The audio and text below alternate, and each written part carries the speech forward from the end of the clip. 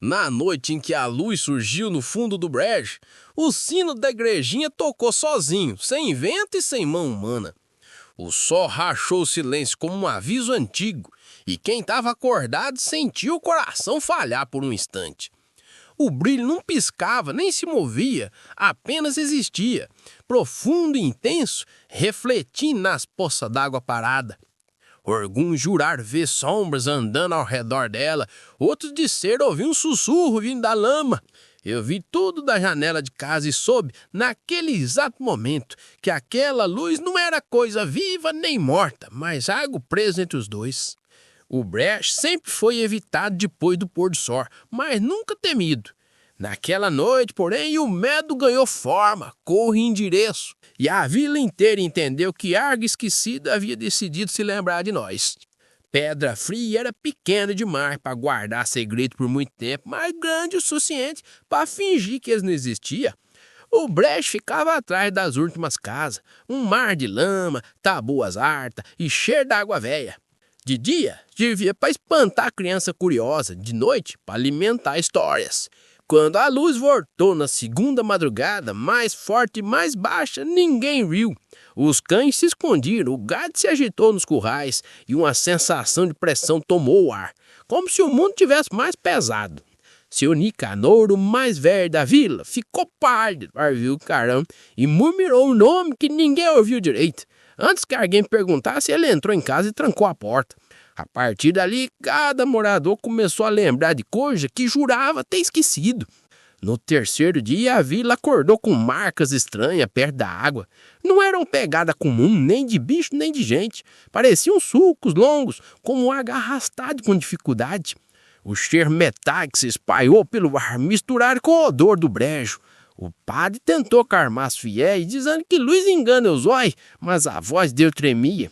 À noite a claridade se expandiu, formando um círculo definido, quase perfeito.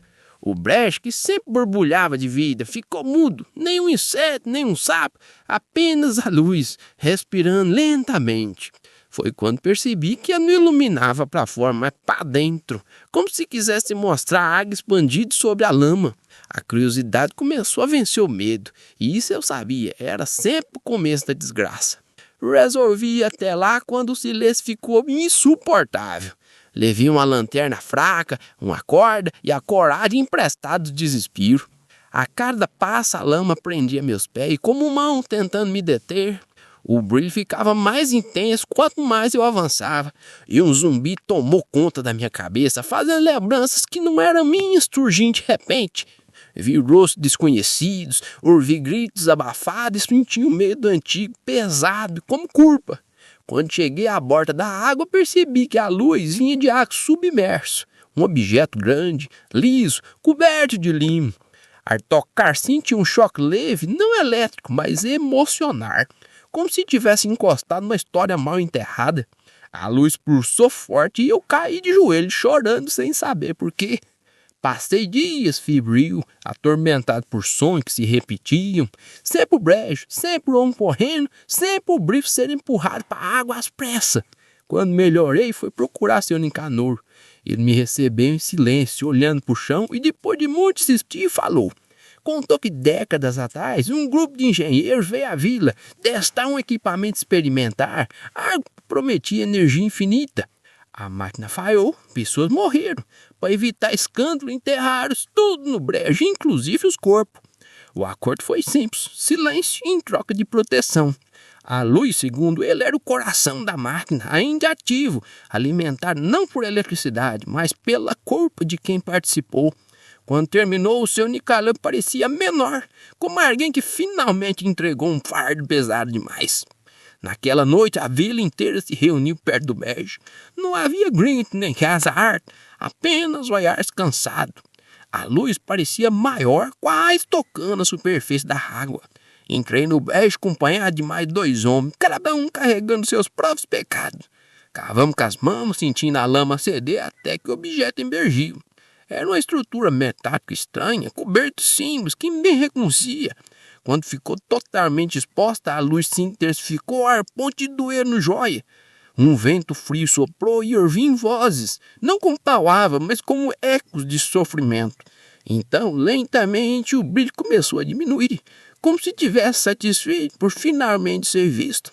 A máquina silenciou e o brejo voltou a respirar. Nos dias seguintes, a autoridade vieram levar tudo, fizeram perguntas que ninguém respondeu direito. Encontrada ossos, documentos, provas. A vila apareceu nos jornais, mas tem alarde. O brejo foi cercado, depois abandonado de novo. À noite, o escuro voltou a ser apenas escuro. Os animais voltaram e o sim nunca mais tocou sozinho, mas ainda assim algo havia mudado. As pessoas falavam mais baixo, olhavam umas para as outras com cuidado. A luz levou consigo o mistério, mas deixou a verdade, e ela pesava mais do que qualquer assombração.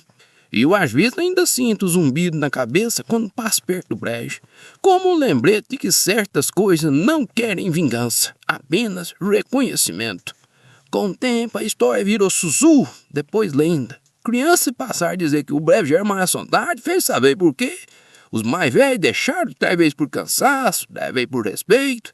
E eu segui minha vida, mas nunca esqueci o que vi. Aprendi que o medo nem sempre nasce do desconhecido, mas do que conhecemos e escolhemos esconder. A Lully não era um monstro, nem um sinal divino.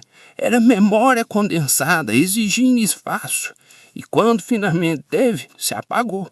O brejo, agora silencioso, guarda não mais um segredo, mas um aviso para quem quiser ouvir. Alguns luzes não surgem para guiar, mas para revelar o que foi empurrado para o fundo.